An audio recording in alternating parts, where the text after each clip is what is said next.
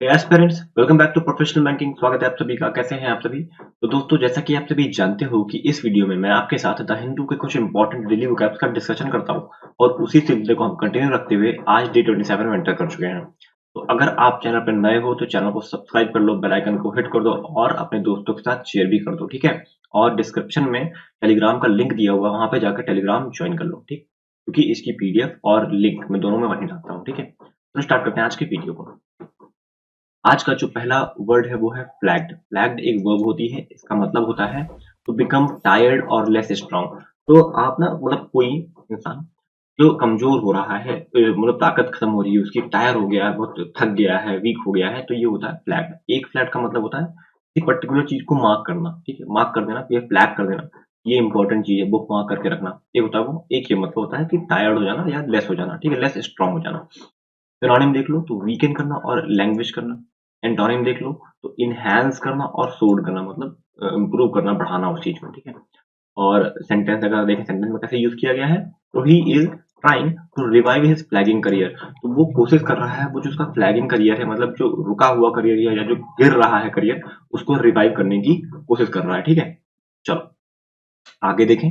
अगला जो वर्ड है हमारे पास वो है विगर। विगर एक नाउन होता है, इसका मतलब होता है स्ट्रेंथ, एनर्जी और एंथुजियाज्म। किसी इंसान के अंदर जो स्ट्रेंथ, एनर्जी और एंथुजियाज्म बहुत ज्यादा हो जाता है, उसे कहते हैं वीगर। वीगर इंसान है, बहुत ज्यादा वीगर है, किसी के अंदर ऊर्जा बहुत ज्यादा होती है, उत्साह बहुत ज्यादा होता है, वीगर सिचुएशन या वीगर इंसान कह सकते हैं उसको। सिनोनिम देखो तो एक्सबरेंस और रोबस्टनेस होते हैं इसके सिनोनिम। एंटोनिम की बात करें तो वीकनेस और लेथर्जी इसके एंटोनिम होते हैं। और अगर बात करें हम इसके सेंटेंस की, तो despite your age you are still full of vigour. तो आपकी एज के बावजूद आप बहुत ही ज्यादा विगर, मतलब शक्ति, ऊर्जा और उत्साह से भरे हुए, मतलब किसी की एज बहुत एजेड हो गया है, 50 साल 55 साल का हो गया, फिर भी उसके अंदर ऊर्जा है, तो ऐसा कहा गया है सेंटेंस में, ठीक है। चलो आगे देखें। अगला जो हमारे पास वर्ड है वो है बट्रेसेस। बट्रेसेस नाउन होता है, इसका मतलब होता है टू गिव सपोर्ट और स्ट्रेंथन समथिंग। किसी चीज को सपोर्ट देना, उसको स्ट्रेंथ देना, बढ़ाना, उस चीज को इम्प्रूव करना, उस चीज को। जैसे हम लोग क्या करते हैं, जैसे मान लो एग्जाम्पल लेते हैं, एक छोटा पेड़ है ना, पेड़ लगाया आपने, तो आप उसको पानी डाल रहे हो, ठीक है, आप उसको प्रॉपर उसके रूप में जो रोपाई करते हैं ना, रोपाई कर रहे हो, तो उसको क्या कर रहे हो, बट्रेस कर रहे हो, ठीक है, उसको स्ट्रेंथ दे रहे हो, उसको सपोर्ट कर रहे हो कि वो बड़ा हो जाए, ठीक है। तो ये होता है बट्रेस का मतलब। सिनोनिम देखो, एबटमेंट होता है और फोर्टिफाई होता है। एंटोनिम की बात करें तो अंडरमाइन करना, इम्पेयर करना, मतलब अंडरमाइन करना मतलब कमजोर करना, इम्पेयर मतलब उसको कमजोर करना होता है, ठीक है। और इसका सेंटेंस अगर देखें, the mother had always been the buttress of our family. तो जो मदर होती है वो हमेशा बटरेस होती है हमारी फैमिली, हमें सपोर्ट करती हैं, जो स्ट्रेंथ करती है हमारी फैमिली को, सपोर्ट करती हैं, ठीक है, प्रोवाइड करती हैं। ये सेंटेंस, ये जो वर्ड मैं एक बार और पढ़ा चुका हूँ और ये सेम एग्जांपल मैं लेकर आया हूँ, इसीलिए ताकि आपको याद आ जाए। अगर जो भी मेरे पुराने व्यूअर्स हैं जो देख रहे हैं मुझे, वो देखते समझ गए होंगे, हाँ ये चीज यूज हो चुकी है, मैं जानबूझ कर ये लेकर आया ताकि ये बार आपको रिकॉल करा सकूँ चीज, ठीक है। चलो आगे देखें। अगला जो वर्ड हमारे पास है कैपेबल, एक एडजेक्टिव होता है, इसका मतलब क्या होता है, इसका मतलब होता है that easily noticed by the mind और द सेंस। कोई चीज जो दिमाग से या इंद्रिय, अपने जो सेंस होते हैं ना, सेंस, उससे नोटिस कर ली जाए, कोई भी चीज, जैसे कोई सिचुएशन की बार कुछ खराब होने वाला है या कोई भी कुछ अच्छा होने वाला है, वाइब्स आना जाएगा ना, वाइब्स आना, तो होती है कैपेबल सिचुएशन, ठीक है। चलो आगे देखें। तो परसीवेबल है, विजिबल है, और एंटोनिम को देखें तो परफेक्टेबल है और क्लाउडेड है, धुंधली है, ठीक है। और सेंटेंस देखें अगर, he was capably to ill to really carry out his duty. तो वो कैपेबली मतलब लग रहा है देखने से कि यार वो इतना कमजोर है, इतना बीमार है, तो वो अपनी ड्यूटी नहीं पूरी कर पा रहा, ठीक है। वो देखने से लग रहा है, सेंस बता रहा है हमारा कि वो बीमार है भाई, कमजोर है, चल नहीं पा रहा है, लेटा हुआ है बेड पे, ऐसा इस सेंटेंस में कहा गया है, ठीक। चलो आगे देखते हैं। अगला जो हमारे पास वर्ड है वो है परसिस्टेंट। परसिस्टेंट एडजेक्टिव होता है, इसका मतलब होता है कंटिन्यू टू डू समथिंग और to trying to do something even though it is difficult.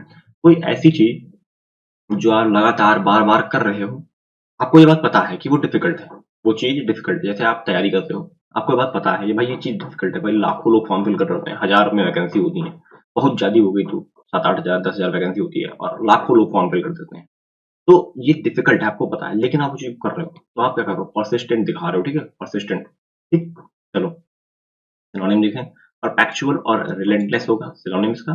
और एंटोनिम की बात करें तो इररेज्युलेट और स्पॉडरिक, इसके सिनोनिम हो जाए, एंटोनिम हो जाएंगे, ठीक है। और हम सेंटेंस अगर देखें तो she has shown a lot of persistent while doing this work. तो उसने बहुत सारा परसिस्टेंस दिखाया, मतलब इस वर्क को करते टाइम ये वर्क कठिन था, टफ था, लेकिन उन्होंने परसिस्टेंस दिखाया, लगातार उस चीज को करती रही। ठीक है, चलो आगे देखें। अगला जो वर्ड है हमारे पास वो है डिस्कंसल्टिंग। डिस्कंसल्टिंग एक एडजेक्टिव होता है, इसका मतलब होता है in a way that makes someone feel uncertain and uncomfortable और वरीड।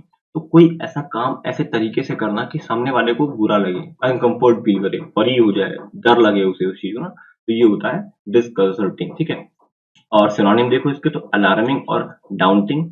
एंटोनिम की बात करें तो रीअश्योरिंग और सपोर्टिव इसके एंटोनिम हो जाएंगे। ठीक, सेंटेंस में देखें इसका use. There was a disconcerting silence. तो एक पर्टिकुलर रूम में आप हॉल में एंटर करो और वहां पे सब शांत हो जाए, तो फीलिंग यार ये क्या हो गया, क्यों साइलेंट हो गया अचानक से सब लोग। तो एक डिस्कर्सिंग अलार्मिंग साइलेंस, यार कुछ तो मैं गड़बड़ करके आया हूँ या यहाँ पे कुछ गड़बड़ है, तब ये चीज यहाँ पे इतना सन्नाटा है। ठीक है, चलो आगे देखें। अगला जो वर्ड है एबिब। एबिब एक वर्ब होती है, इसका मतलब होता है बिकमिंग ग्रेजुअल वीकर और लेस। तो कोई चीज लगातार लगातार कमजोर होती जा रही है, वो एबिब कर रही है। ठीक है, एबिब करना होता है। सिनोनिम देखें तो वेनिंग और एबेटिंग सिनोनिम हो जाएंगे इसके। और एंटोनिम देखें तो इंटेंसिफाई और माउंटिंग, मतलब लगातार बढ़ते जा रही है। ठीक है, ये एंटोनिम हो जाएंगे। सेंटेंस देखें इसका, he could feel his strength ebbing away. तो उसे वह यह महसूस कर सकता है कि उसका जो स्ट्रेंथ लगातार ग्रेजुअली वीक होता जा रहा है, कमजोर होता जा रहा है। ठीक है, उसकी स्ट्रेंथ कम होती जा रही है। ठीक है, चलो आगे देखें। अगला जो वर्ड है सकर। सकर एक वर्ब होती है, इसका मतलब होता है help given to someone, specially someone who is suffering और इन अ नीड। तो किसी चीज इंसान को हेल्प प्रोवाइड करना, तब जब वह पता हो आपको कि वो बहुत ज्यादा जरूरत है उस चीज को, उसको इस हेल्प इस नीड, उसको ना जरूरत बहुत ज्यादा है, कठिनाई में है, प्रॉब्लम में है वो इंसान। ठीक है, सिनोनिम देखो तो कंफर्ट और रिलीफ देना। और एंटोनिम हिंड्रेंस और मिजरी। मिजरी मतलब होता है और कठिनाइयां डाल देना उसके ऊपर, हिंड्रेंस मतलब बाधाएं पैदा करना उसके ऊपर। और अगर सेंटेंस देखें हम, my father's succour is important for me to survive in this tough time. तो मेरे पापा का जो सपोर्ट है मुझे चाहिए इस टफ टाइम से गुजरने के लिए, टफ टाइम को सर्वाइव करने के लिए। ठीक है, चलो आगे देखें। आगे बस इतना ही दोस्तों, आज हमारे पास इतने ही वर्ड थे। हम दो वर्ड लेकर आए हैं, एक परसिस्टेंट और एक वीगर। ये दो बहुत इंपॉर्टेंट वर्ड है, इसके आपको एक सिनोनिम एक एंटोनिम दोनों के कोशिश करना है कि लिखिए और एक सेंटेंस बनाइए इसका अगर हो सके तो, क्योंकि सेंटेंस बहुत इंपॉर्टेंट है दोस्तों।